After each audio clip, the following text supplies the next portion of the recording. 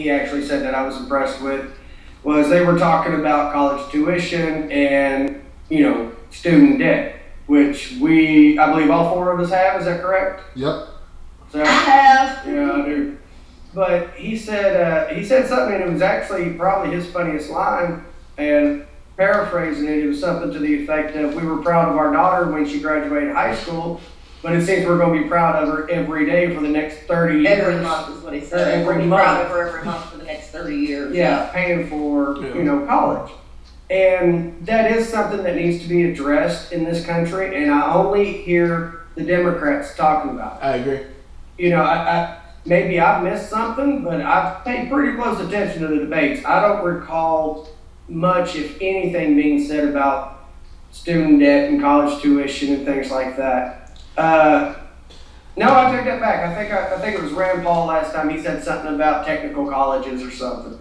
But I remember it was the very last debate that he did say something about technical colleges, but it wasn't like he made a whole spiel on it. He was saying that we need to focus more on technical colleges, and that was pretty much it. Right. Not everybody's a philosopher. We need more welders or something. Yeah. Hillary made a really good point on this, though. Hillary said, yes, I believe in tuition assistance and making things free, and let's use the Pell Grants to help with the living expenses that so often cause people to have to drop out of college so they can go to work and make a living wage.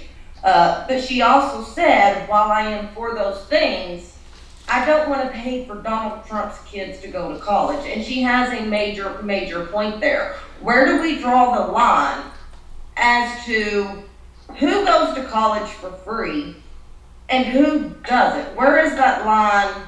I'm sorry, she does not have a point there. As a taxpayer, no. Anybody who thinks that $1 million loan is small, as a taxpayer, I don't want to pay for your kids to go to college. Throw them $1 million loan. Yep. Now I can actually draw this line. Okay. This is actually something I've actually thought about quite a bit, simply because of the amount of debt I'm in, you're in, you guys are in, and probably most of the people watching, our videos. The fact that I believe community colleges, technical colleges, and public universities should be free. Pay for medical school, pay for law school. This is the second time. Sorry. Pay for medical school, pay for law school, pay for Harvard, pay for Cambridge. Your Ivy League schools. You need that good education, then you pay for it. Or I should say that well of an education, pay for it. But for teachers, for computer programmers, I got a question. Whatever. I know you got something to say. I would say yes. Go for it. I'm sorry. I just want to say this real quick on another point before we get too far away from it. On the what if, about paying for people's school and the fact that you wouldn't want to pay for Donald Trump's kids. If Donald Trump was paying his proper taxes, the tax code he should be paying, which is a lot more than what he's probably paying now, I would have no problem whatsoever sending his kid to a college. And again, the reason why it shouldn't matter what college, what institute it is because you also got to think about, all right, we don't want to pay for the rich kid's kid to go to school, but what about the poor kid who's Harvard smart? He can't help that he's poor, but Harvard smart, so he can't go to Harvard because we don't want to pay for some rich kid to go to Harvard.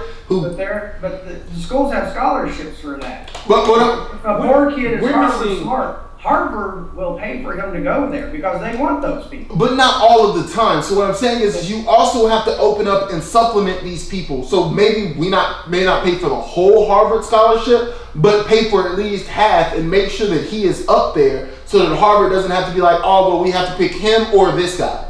They can take both. Okay. We're missing the key part here. In our student loan programs that we have now. We currently have ACTs and SATs that determine your eligibility to get into a college. Could we incorporate that into how much federal funding you get, how you get paid? No, not at all. Why? Because not everybody's a good test taker. Yeah, that would ruin it. They can be smart as a whip, and as soon as multiple choices put in their face, they're like, "Durr." I used to not have a problem with that at all. Tests were absolutely nothing to me. And then by my third semester in college, I'd hyperventilate, I'd completely blank. I know the material.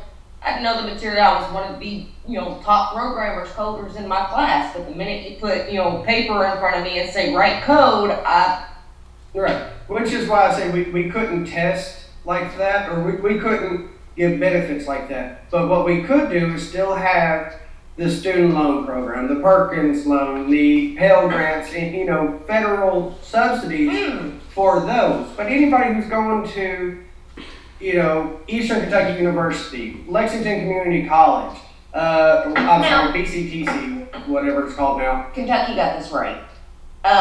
For people in Kentucky, and I don't know if Aaron was up here for this, if he knows about it, we have what's called the KEYS program.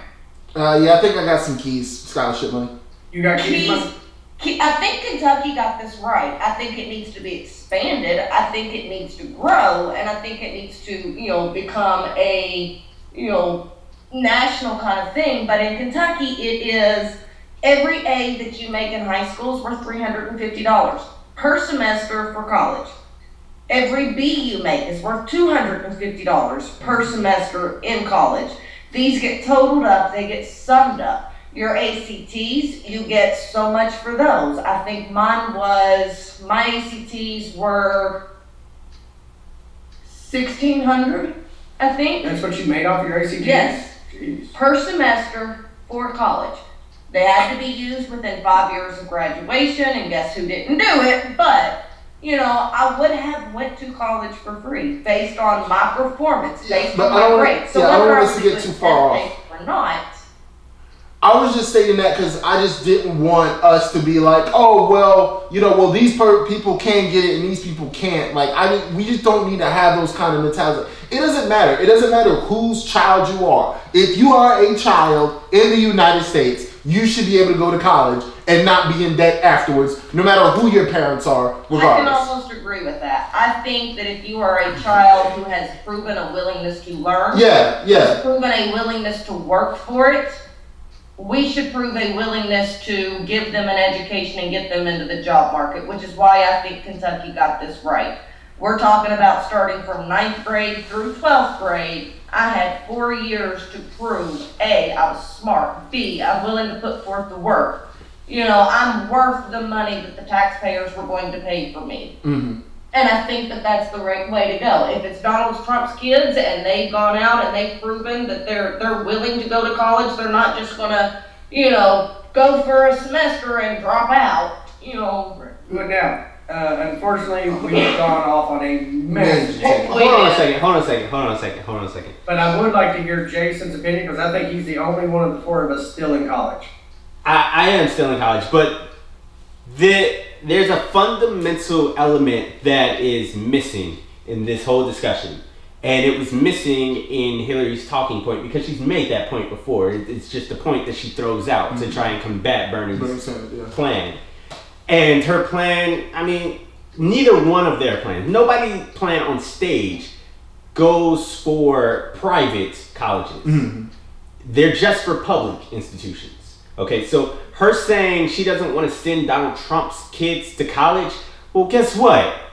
They're not going to the colleges that even you are planning on working towards. They're going to private colleges. They're going to the big league schools. They don't even go to public high school. So if that's really your concern, it's about sending Donald Trump's kids to school, then we need to do something about public schools, public high schools as well. Because they aren't going there, but you're afraid of them going to a school where the taxpayers are paying for it. That's the huge element. So her statements are completely bogus. Bernie Sanders' plan, neither does O'Malley's plan, go towards Donald Trump's kids. They're gonna go somewhere where you have to pay ridiculously out the ass for, and you have to be a legacy. Okay, so that's the key element here. And I love the debate you guys had about it, but at the end of the day, they're not affected by none of their plans.